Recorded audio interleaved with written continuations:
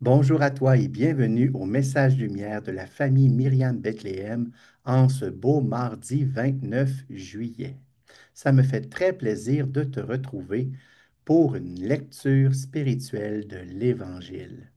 Aujourd'hui, l'Évangile de la messe a le potentiel de nous faire beaucoup de bien. C'est l'histoire de Jésus que tu connais bien, qui est reçu par son amie Marthe. Et pendant que cette dernière s'active pour tout préparer, sa sœur Marie est assise auprès de Jésus et l'écoute parler. Et quand Marthe demande à Jésus, ça ne te fait rien que ma sœur m'ait laissée seule pour faire le service? Jésus lui répond, Marthe, tu te donnes du souci et tu t'agites pour bien des choses. Une seule est nécessaire. Marthe a choisi la meilleure part et celle-ci ne lui sera pas enlevée.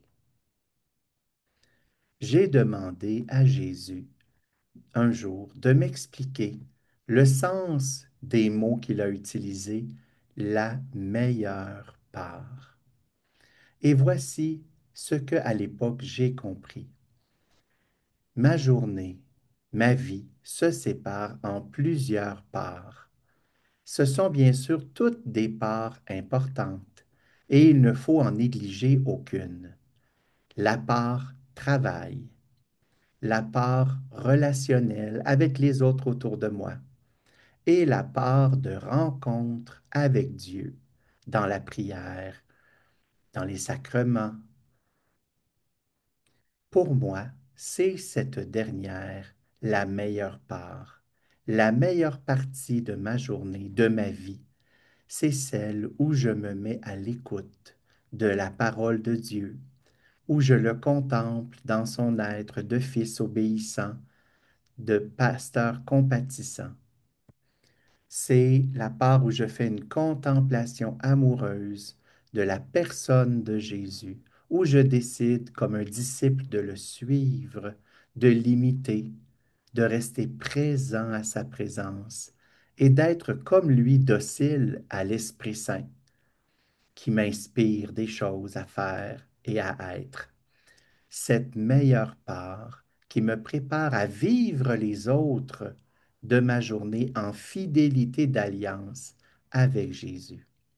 Cette meilleure part dans ma vie, elle se manifeste chaque fois que je rencontre Jésus, de la prière d'oraison du matin jusqu'au cœur à cœur de fidélité d'amour du soir, en passant par la participation à l'Eucharistie, la lecture de la parole de Dieu. Ce sont toutes des occasions de cœur à cœur avec Jésus. Et la plus belle nouvelle, c'est que Jésus affirme que cette part, elle ne me sera pas enlevée. Car lui, le premier, lui, il désire me rencontrer, il désire me parler, m'aimer dans ce cœur à cœur. J'ai aussi compris quelque chose à propos de l'expression la meilleure part. Jésus n'a pas utilisé à l'époque la bonne part et la mauvaise. Les deux sont bonnes. La partie travail, la partie relation et aussi la partie de prière.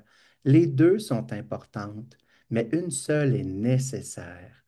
Les deux, toutes les parts de ma vie font partie de ma vie avec Dieu, mais il nous invite comme des intimes à une meilleure part, c'est l'intimité avec lui.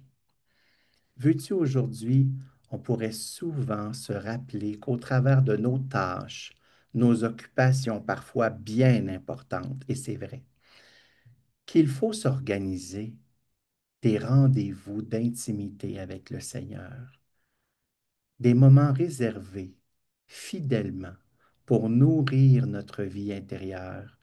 Je pense que toute notre action, notre vie de travail, nos responsabilités, nos devoirs, tout cela sera éclairé par notre relation à Jésus.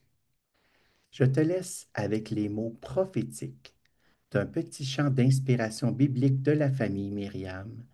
Si tu as accès au cahier de chant bleu, il est à la page 20, c'est le refrain du petit chant enfant de Myriam. Voici, enfant de Myriam, tu seras à la fois Marthe et Marie. Tu contempleras l'hostie. Tu iras vers le Père par le Fils, dans l'Esprit, enfant de Myriam. Sois béni en cette journée en renouvelant souvent cette meilleure part de l'intimité avec Jésus. Au revoir et à bientôt. Jésus, pas de vie.